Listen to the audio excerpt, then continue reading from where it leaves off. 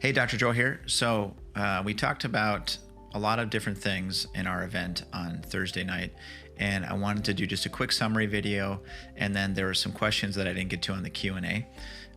It was a new format for webinar broadcasting that I've been using, so unfortunately I didn't record that event, but all future events will be recorded, FYI. So I have some questions here that I'm definitely going to go through that were not answered during the webinar. The quick summary is that the whole premise of the webinar was to answer the question, do I have, or how can I tell if I have subjective cognitive decline, which means, you just realize that you're not quite as quick, or maybe your memory or focus isn't quite as good as it was when you were younger, versus mild cognitive decline, which is actually an accelerated neurodegenerative process and on the way to dementia. And dementia is basically the next step after mild cognitive decline, by which a person loses activities of daily living. So we discussed those concepts.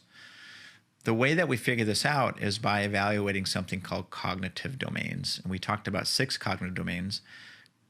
We talked about executive function, complex attention, memory and learning, social cognition, and perceptual motor and language. So there's by the research way to qualify and quantify this, it's called the Montreal Cognitive Assessment. It takes about 20 to 30 minutes or so to do that in my office. It has to be done in person, but that is the gold research standard for evaluating mild cognitive decline. And the lower a person does on that test, the worse it is, and the higher a person does on that test, the better it is. And it looks at 5 of 6 of the cognitive domains. The other testing that we discussed was something called Cambridge Brain Sciences testing, which isn't a by-the-book gold standard way of saying, yes, if you flag on these cognitive domains on these tests, then I can say that you have mild cognitive decline. But it's a really nice screening tool that looks at 4 of the 6 domains, and like executive function, perceptual motor, complex attention, and language. It also looks at memory and learning. So really it's 5 out of 6. And this is the advantage of this test, is that it looks at 12 different tests instead of like 7 different tests. And you can do this at home, and it allows you to do this test periodically to measure how you're doing. And that test is research standardized cognitive testing that's used to evaluate in a research setting, is this particular test, for example, paired associates, that gets blood to a particular area of the brain. And so that's all been research standardized. So in my office, I use the Cambridge Brain Sciences test as a screening procedure to look at different networks in the brain that are linked to areas called cognitive domains. Now, if a person has subjective decrease in brain function like focus or concentration or ability to plan, they might be a little depressed, they have subjective decrease, but they do the Montreal Cognitive Assessment, or they do the Cambridge Brain Sciences as a screening tool, and they don't flag as below average on any of those cognitive domains, then they are in subjective cognitive loss. If they flag on 2 or more of the cognitive domains, then they are actually in mild cognitive decline, and they're on their way to an accelerated neurodegenerative process that can end up in dementia, and often does. We discussed a little bit about my family history, having a personal family history of dementia, and how motivated I am to never see anybody else have to go through what I went through with my grandma in regards to Alzheimer's dementia. So we also discussed the idea that there are more than just Alzheimer's dementias out there. So people think that if their memory is good, then they're basically removed from the dementia conversation. And we talked about different types of dementia, Alzheimer's dementia being the number one. We talked about different history findings that correlate with that. For example, early in life, they have a disrupted sleep cycle. They can't stay asleep or fall asleep, or they get up at weird times, or they feel like crap when they wake up. And they have an issue with their short-term memory, but in general, their working memory might be okay. Whereas somebody with Lewy body dementia may have no memory issues, but their sleep issue might be related to, they have like restless sleep or thrashing around in their sleep so significant that their partner may be, injured by the thrashing around. They may have actual visual or auditory hallucinations.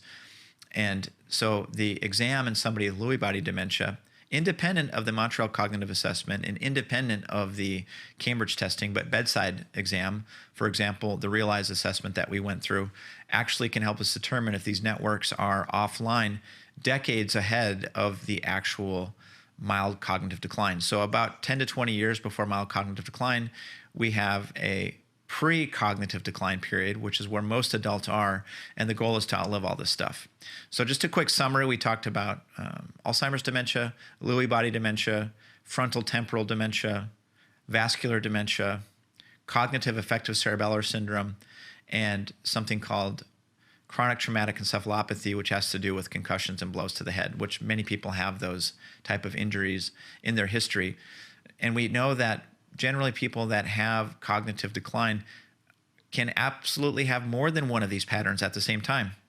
So having diagnostic tools like the Montreal Cognitive Assessment, the Cambridge Brain Sciences Assessment 12-domain test or 12-task test, and a bedside exam that includes diagnostics to evaluate each one of these networks can allow us to actually intervene at a time of that 10 to 20 year pre-mild cognitive decline period of time.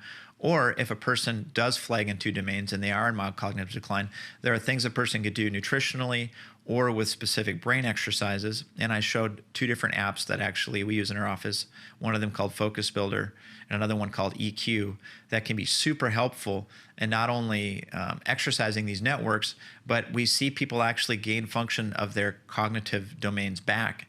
And in that situation, they might be able to outlive dementia. So that's just a quick summary of what we discussed. I had a few questions that I wanted to follow up on for everybody that were not answered. One of the questions is, if I want a family member to test herself, can she take the Cambridge test? And the answer is yes, absolutely.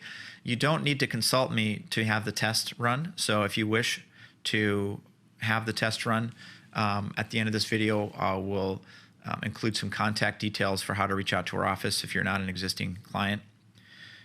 Do I offer a sliding scale for people really suffering? We do offer professional courtesy to our clients as needed, and that does happen every month. What does a typical recovery plan look like for early dementia?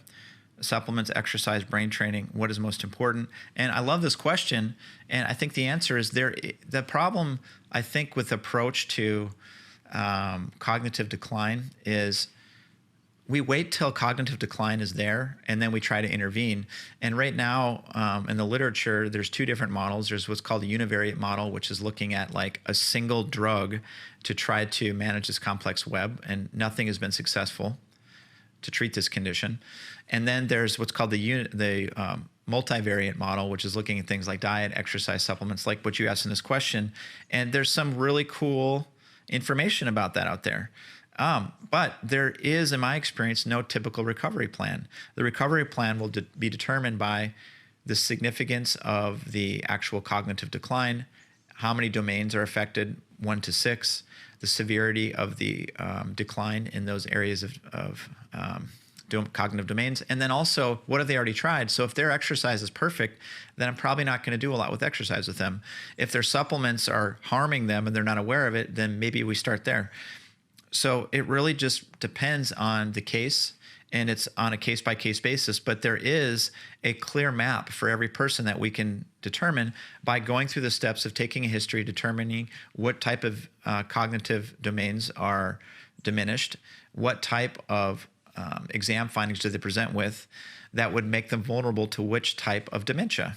So if a person has, for example, on their exam, evidence of frontal lobe decline related to what's called finger to thumb task, that might be suggestive, combined with something like the video dystography, where I have them wear those goggles. We talked about this during the actual webinar, and I had taken them through a series of eye movements with these goggles on. I might find that a person has more decreased network activity in the frontal lobes and in the temporal lobe, and their cognitive domains are related to executive function and, for example, perceptual motor.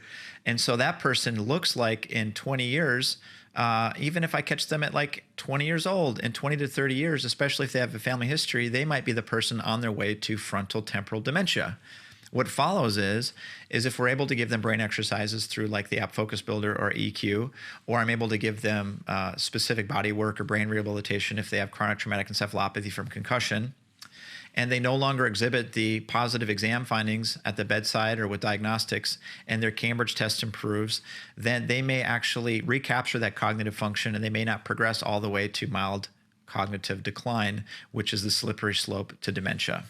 So that is freaking awesome, and it's a conversation that I couldn't wait to share with you once I had it all organized. So thank you so much for your time on that.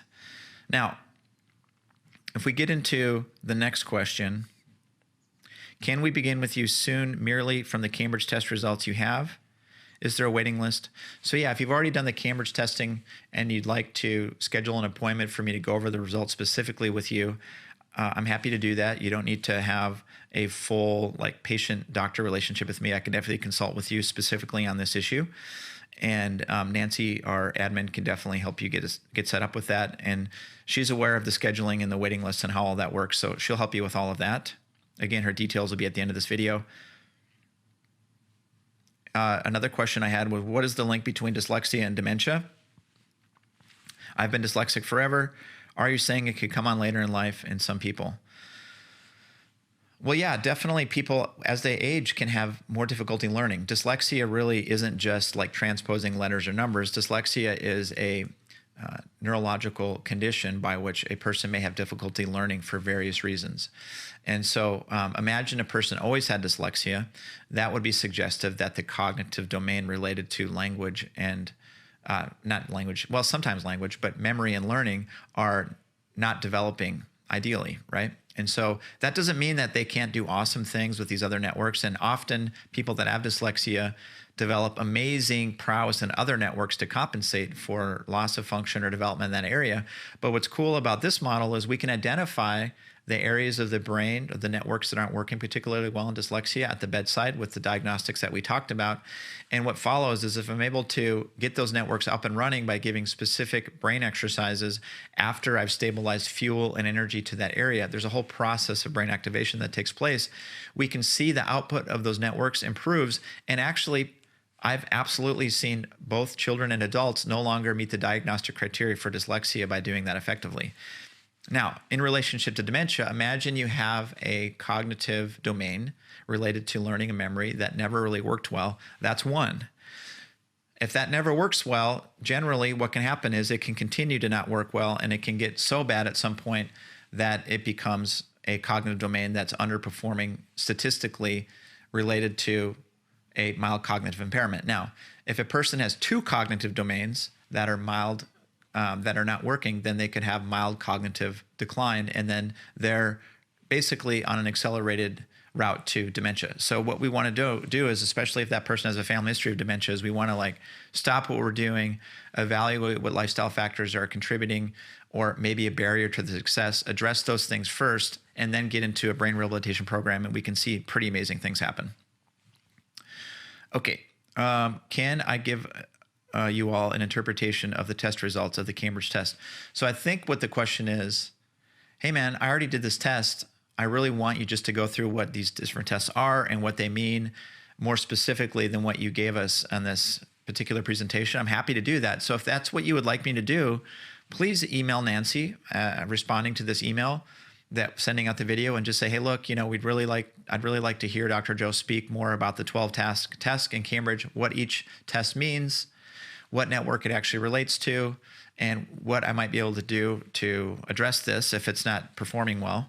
And I'm happy to do that. And then also if there's like other questions or other topics you'd like me to cover, anything in healthcare is fair game. So just let Nancy know and I'll try to put something together. Are there any brain foods for memory? So that's a really good question, and it's kind of a complicated answer because what works for one person related to memory, say, for example, a superfood like avocado, could actually be a food sensitivity for another person. So it kind of goes into that question before is like, well, what is the most important thing to consider? And I think what the most important thing to consider is really variable depending upon what's going on in that person's history and what's going on in their life and what they've already tried and what they're aware of. So what might work for one person for brain food For example, an anti-inflammatory fat like avocado or fish oil might actually exacerbate somebody who has an active infection in their brain, like herpes 6 or herpes 1 or Lyme. Okay, if these things are in the brain wreaking havoc and the brain is using inflammatory strategies to try to get on top of it, and we give an anti-inflammatory food, it could actually cause more brain fog instead of less. So what we always try to do at Atlas is intervene with the most data that we have available. And then rather than just put them on a protocol and hope that it works out or blame the patient if they're not responding or the client, we try to say, why did this happen? What could this possibly mean? And how do we actually modify your care plan to meet where you're at so you have more of an accelerated recovery? And that's definitely my approach. That said, things that really are in our diet that really mess the brain up as far as cognitive domains go, excessive alcohol is a big one, sugar and insulin, anything that causes an insulin surge. So an example of an insulin surge would be if you ate a meal and then right after the meal you had to have dessert, or you were like really sleepy. That would be probably too many carbs in an insulin surge. Other things can cause that, but that's a pretty classic presentation. And then also like an insulin surge would be happening if you are like really hungry and anxious, or excuse me, not hungry, but anxious or maybe brain foggy and have poor vision or poor memory, and then you eat something and you feel better. There's a probability that the food is helping stabilize fuel to the brain, and you already had an adrenal response trying to get sugar to the brain in that scenario. So not waiting to lose function between meals is like a really good brain food strategy. And another nutrient that I like to consider for the brain, about 60% of the brain is fat. So if we're eating a lot of fried fats, that's really not a good strategy, really a poor strategy. But DHA is a fat that can come from plankton, but it can come from other sources as well. And so taking DHA can be very, very, very helpful for most people. Although there are certain people that have genetic issues that don't do well on DHA, and I wouldn't advise you to take it necessarily, but those are definitely things that I often consider when I'm thinking about how to optimize brain function overall from a nutritional perspective. So one last announcement. There was a really big story in the news this weekend regarding California. Governor has now we've become the first state to mandate vaccines for children going back to school. And of course, they've been mandating all over the map here.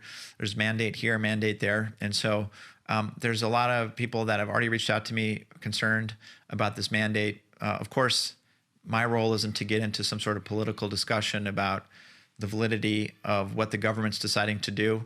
My role here is to help inform you about, given the mandate, are there any things that you can do to help identify factors in your child's body related to inflammation and immune function prior to this mandated vaccine that you can change so that your child can have the most benefit from the vaccine and can be in the safest lane to get the vaccine. So we're not going to get into a political discussion, and we're not going to get into polar sides of the fence. But what I want to do is really talk about immunology, talk about what a vaccine is, what it does, talk a little bit about what we know about COVID in the scientific literature.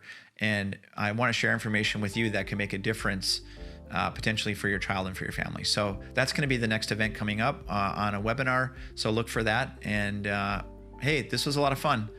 My favorite part of the webinar, other than seeing so many people on it that I haven't talked to in a while, was still slapping my knee about the "I know what you did last summer" joke. So I'll have more of those ready to go for our next webinar, and I look forward to catching you later. Cheers.